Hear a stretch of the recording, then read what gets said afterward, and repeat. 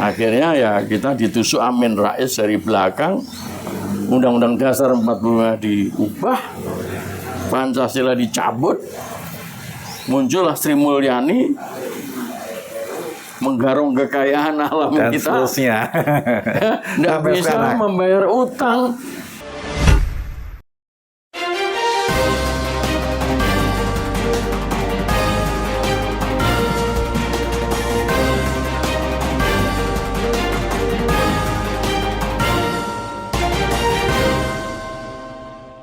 One Kawan TV One. Bismillahirrahmanirrahim. Assalamualaikum warahmatullahi wabarakatuh.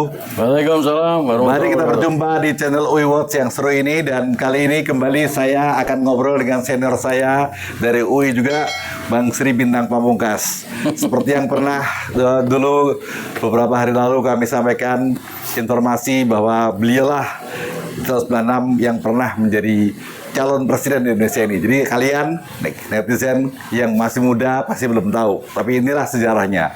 Nah, beliau juga pernah cerita bahwa atas dasar penelitian beliau di Amerika bahwa yang namanya utang luar negeri itu akan mubazir. Kenapa? Karena pasti tidak akan bisa dilunasi. Nah, dua poin inilah yang akan saya bahas kepada beliau. Pertama, Bang, gimana Bang? Abang nggak pernah cerita bahwa hutang luar negeri itu nggak bakal bisa dilunasi. Sekarang sementara saat ini di menjelang ulang tahun kemerdekaan kita yang ke-81, hutang kita sudah lebih dari 10.000 triliun rupiah. Gimana Bang? Silakan. Ya ini karena Siapa yang salah nih? ekonomi kita ini goblok. Iya, gombal. Jadi begini ya.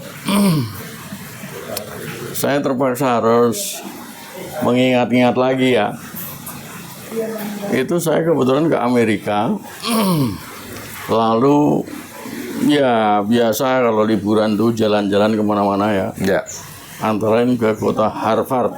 Oh, University. Ya, University of Harvard. Bukan. Harvard salah satunya aja. Cornell. Cornell University. Oh. Cornell, dan di situ di Cornell tuh katanya Ekonom ya? Iya, Cornell tuh banyak apa tuh namanya orang-orang ahli yang Ekonomi. ekonomi, kemudian mempunyai hubungan yang erat dengan Indonesia lah. Ya. Nah, saya ke sana karena saya mendengar bahwa pada tahun 55 itu waktu saya masih umur 10 tahun. Saya Ya. belum lahir. Ya. Itu katanya Profesor Wijoyo. Waktu itu dia masih dokter Andes. Barusan lulus ya, lalu jadi dekan. Jadi dekan menggantikan Sumitro Jayadikusuma. Lalu diadakan tahun 55 itu diadakan satu diskusi di Salemba, di mana ada pertanyaan tentang pasal 33. Dan Wijoyo diminta untuk memberikan penjelasannya, ya. Nah, tapi sebagai pembuka itu adalah Mr. Wilopo, ketua DPR pada waktu itu. DPA. Wilopo, ketua DPR. Ya. Lalu Wijoyo menjawab. Nah, jawaban Wijoyo inilah yang sebetulnya saya cari di Cornell itu, dan saya dapatkan bukunya. Dan kemudian saya pelajari. Wijoyo mengatakan bahwa dia nggak setuju dengan pasal 33. Iya, Wijoyo tidak setuju dengan pasal 30. Dia menurut dia koperasi itu udah usang. Memang pasal 33 ayat 1 itu tidak disebut-sebut tentang koperasi. Ya. Tetapi tentang penjelasannya ada disebut tentang koperasi itu. Nah, dia udah nyelonong tidak setuju dengan koperasi. Itu konsep ngawur. Lalu tentang pasal 33 ayat 2 dan ayat 3, dia mengatakan bahwa loh, kita ini mau membangun kue pembangunan. Lah kalau kuenya pembangunan belum bisa terwujud, bagaimana kue itu mau dibagi-bagi? Itu pikirannya Pak Wijoyo. Itu kurang lebih ringkasan dari pendapatnya Pak Wijoyo. Lalu abang cari di Cornell ya? Di Cornell itu. Nah, terus ya udah saya menerima aja itu ya. Tetapi kemudian saya mendapatkan buku-buku juga. Kebetulan tahun itu, kira-kira tahun 80 atau sebelumnya ya, karena saya berangkat itu tahun 77 ke Amerika. Dan saya sampai di Iowa State University, di mana saya belajar tentang ekonomi. Itu ada seorang dosen yang sudah tua dan sudah mengembara kemana-mana. Tiba-tiba ketika dia ada di Iowa State berkunjung ke sana, diumumkan dia mendapat hadiah Nobel. Tahun 77. Namanya ya sekitar segitu. Namanya Simon Kuznets. Luar biasa. Simon Masih Kuznets. ingat. Ya. Udah 50 tahun lalu. Nah, Simon Kuznets itu mendapat hadiah Nobel karena penemuannya, hasil penelitiannya, bahwa dia mengatakan negara-negara berkembang itu memang untuk bisa menjadi negara maju, dia harus mampu menerbangkan pesawatnya. Waktu itu ahli ekonomi yang menggambarkan tentang pembangunan dan dengan pesawat terbang itu adalah saya lupa namanya. Orang bule. Habibie tahu itu. Nah, kalau sudah terbang, dia itu harus mencapai pertumbuhan 5% minimal, ya, untuk kemudian bisa terbang jelajah mencapai 20.000, 30.000 kaki. Nah, itu baru terbang jelajah. Kalau dia tidak mampu karena beban pesawatnya terlalu berat, dia bisa jatuh. Nah, jatuhnya begini nih. Nah, ini disebutnya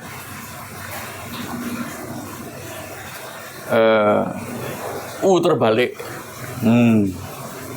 U terbalik. Dan kemudian pikirannya tentang hal itu disebut sebagai pemikiran U terbalik. Saya kok lupa bahasa Inggrisnya ya. Udah tua juga nih ya. Udah 50 tahun lebih yang lalu. 50 tahun lalu di Amerika. Nah, terus nah ini yang kemudian dia mendapat hadiah Nobel. Pikirannya dia itu bertentangan dengan pikiran Wijoyo. Wijoyo menekankan perlunya pertumbuhan menggunakan dana yang sangat besar, termasuk utang. Yang tadi ternyata, yaitu tadi, utangnya tidak akan terbayar sampai sekarang. Nah, terus ya itu. Tetapi memang ketika Wijoyo itu berangkat ke Amerika menggunakan dana-dana yang dikolek oleh Sumitro. dia bersama teman-teman yang lain yang kemudian dikenal sebagai orang-orang berkele itu berangkat ke Amerika dan pulang-pulang tahun 71 direkrut sama Pak Harto. Ya ada Wijoyo, ada Ali Wardana, ada yang lain-lain ya, Radius, Sadli, Emil Salim. Ternyata kemudian gagal. Ya karena tidak mengikuti Teori ultraviolet tadi. teori si Simon Kuznets tadi yang mengatakan bahwa ini pesawat bisa terbang kalau tidak ada beban kemiskinan. Nah, kemiskinan inilah yang harus ditangani melalui pemerataan. Itulah yang dikatakan oleh Wijoyo, bagaimana kita bisa tumbuh? Bagaimana kita bisa melakukan pemerataan, orang tumbuh aja belum muncul kuenya. Oleh karena itu, pas tahun 71-an itu, ketika sesudah Kuznets dapat Nobel Prize, muncullah pemikiran tentang bagaimana membangun perekonomian. Yaitu pertumbuhan harus bersama-sama dengan pemerataan. Growth with equity atau equity with growth. Sedang Pak Wijoyo hanya mengenal growth, Saja ya. tidak melakukan pemerataan, tidak mau melakukan upaya menghilangkan kemiskinan. Sekalipun kemudian utangnya bertumpuk-tumpuk, tetapi tidak dipakai untuk pemerataan. Jadi ketika kemudian terjadi krisis moneter, fondasi perekonomian kita itu runtuh. Ambruk. Betul. Karena apa? Karena pesawatnya juga nggak bisa terbang. Karena Terbang. begitu banyaknya Bebannya. beban kemiskinan itu, pesawatnya jatuh, nggak bisa tumbuh. Oh ya, U terbalik itu namanya converted U-shape. Oh, converted Yusuf. U, U-shape. huruf U yang dikonversikan. Bentuknya dikonversikan. Converted Yusuf. U-shape. Shape. Ya. Nah, padahal tahun 71 ketika Pak Harto itu direkrut oleh Bung Karno, pikiran-pikiran mengenai growth with equity itu sudah ada. Hebat ya. Iya. Nah, saya pulang dari Amerika 84, saya kaget loh. Kok utangnya sebegini banyak? Saya bilang, direkam oleh Wartawan. entah itu Kompas, entah Suara Baruan. Sinar Harapan dulu. Sinar Harapan. Ya. Indonesia membutuhkan tahun 84 tuh. Indonesia membutuhkan format ekonomi baru. Pak Harto marah. Karena formatnya itu adalah 5 tahunan tadi itu. Dan itu pun sudah saya tulis bahwa konsep 5 tahunan itu penuh dengan sayap, kata-kata bersayap, sehingga sulit untuk diwujudkan. Wartawannya dipanggil sama Pak Harto. Ini siapa ini? Nah, mulai itulah saya dibidik.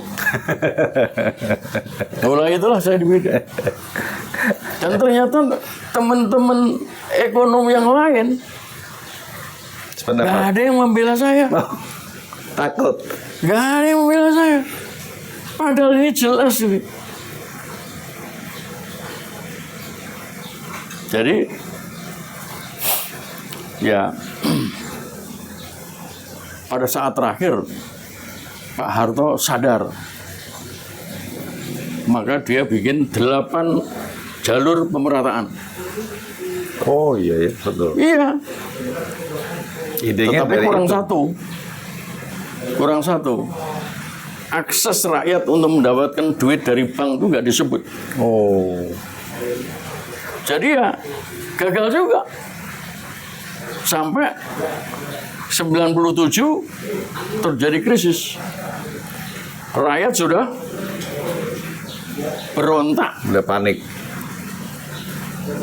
menyampaikan Demo di unjuk mana? rasa Demo ya. dan melawan apa tuh namanya pikiran-pikiran Pak Harto. Itu hampir tiap hari terjadi. Iya. Hampir tiap hari. Sampai akhirnya Menteri mundur. dipaksa mundur. Mundurnya kenapa? Karena 23 tahun Pak Harto kalah di Timur-Timur. Sehingga ketika Bill Clinton naik, wah ini sudah dikasih 23 tahun kok kalah. Kalau gitu Soeharto harus dijatuhkan. Nah, ini sejarah nih. Iya, ini sejarah nih. Tahun 83 Bill Clinton naik, 93 naik jadi presiden. 94 ada konferensi APEC di Bogor. Dia datang ke Jakarta mengajak Pak Harto untuk menghirup angin surga dengan mengembangkan APEC. Pak Harto terlena mengharapkan anak-anaknya ikut di dalam bisnis. Sementara sebelum pulang ke Amerika, Bill Clinton menemui James Riyadi, tolong Soeharto dijatuhkan. Maka terjadilah James Riyadi mengajak Cina konglomerat untuk rame-rame membawa dolarnya keluar. Inflasi. Dia perintahkan George Soros untuk membawa keluar divestasi dari investasi kita di Indonesia. Jadilah krisis moneter. Pas saya masuk penjara, sebulan kemudian terjadi krisis dari 2.250 menjadi 2.500 naik terus 12.000 ya. sampai 12.000. Pas ketika saya membuat surat Manifest tadi. surat apa itu? Yang mana? Selebaran politik. Oh, selebaran politik. Selebaran politik untuk minta Pak Harto untuk mundur, menantang Pak Harto jadi presiden. Ya, sekalipun kemudian saya masuk penjara, tetapi bersamaan dengan itu saya dikenai subversif. Ini sejarah nih bro, sejarah nih bro. Dan ketika saya diambil sama jaksa dari Restoran bukan dari tahanan 2 bulan di Cipinang. Kejaksaan Oh, ke Cipinang. Cipinang. Saya mengatakan, saudara-saudara, saya hanya pindah tempat tidur. Saudara-saudara, kita akan menyaksikan Soeharto akan tersungkur nantinya. Jatuh benar. Terbukti. Bukan karena saya mempunyai apa ya paranormal atau bandala itu. Tapi analisa kan analisa iya. itu. Wah, Tetapi jadi akhirnya ya kita ditusuk Amin Rais dari belakang. Undang-Undang Dasar 45 diubah, Pancasila dicabut, muncullah Sri Mulyani menggarong kekayaan alam dan kita. seterusnya. Nggak Sampai bisa sekarang. membayar utang. Jadi itu terbukti ya bahwa Itu terbukti. ya waktu itu ya. 20 tahun Sri Mulyani. Utang kita malah bertambah. Naik Rupiah terus. kita malah jatuh. Kan, ya. Rakyat nggak sejahtera, menangis. Dan mereka berpesta pora. Dalam bergelimang dengan harta. Ya ini. Nanti kita sambung lagi. Ya, siap. Luar biasa sekali. Jadi kali ini kita mendapatkan pencerahan dan cerita sejarah yang benar-benar terjadi dan analisanya terbukti.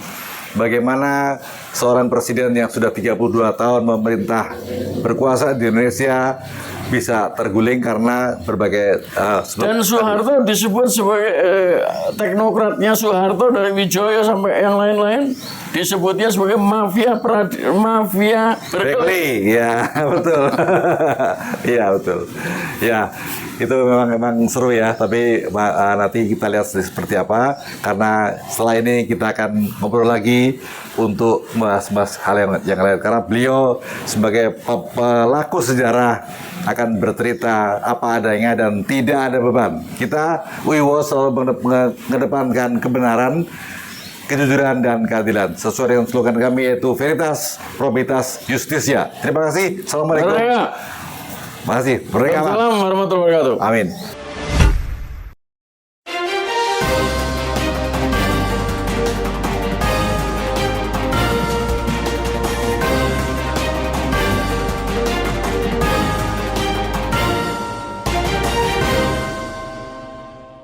One Kawan TV 1.